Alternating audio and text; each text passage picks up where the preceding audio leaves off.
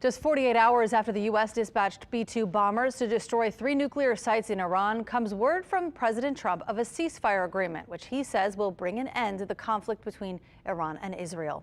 Good evening and thanks for joining us. I'm Devin Bartolotta. And I'm Sharice Gibson. In a social media post, the president outlined the plan of what he called the 12-day war, saying both countries agreed to a, quote, complete and total ceasefire set to be phased in over the next few hours. But Iran's foreign minister has since also posted to social media saying there is, quote, no agreement on any ceasefire. Now, the back and forth comes after Iran launched a retaliatory missile attack on a U.S. military base in Qatar, which is raising some concerns.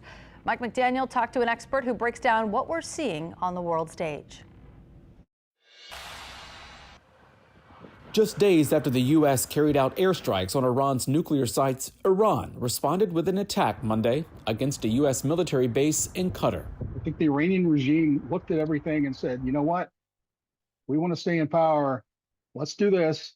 And let's indicate that we want to come back to the negotiating table. Emergency and Security Studies Program Director at Tulane University, Michael Wallace, believes the retaliatory attack was largely symbolic. It also shows the rest of the Gulf that, hey, we still have these things. We can still hit you if you mess with us. But they saved face, and that's about it.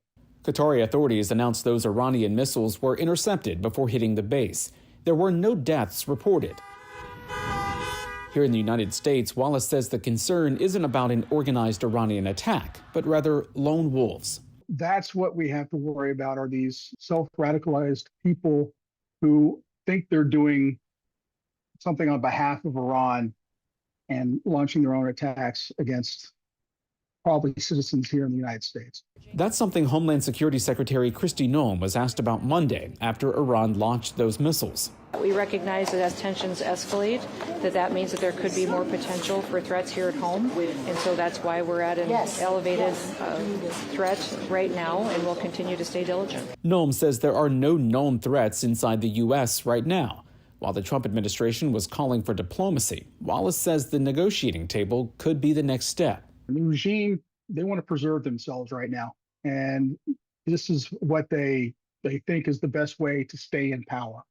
They may have to give up their nuclear weapons. They may have to do that, but they're going to stay in power. And that means more to them than anything else right now. Mike McDaniel, WWL, Louisiana.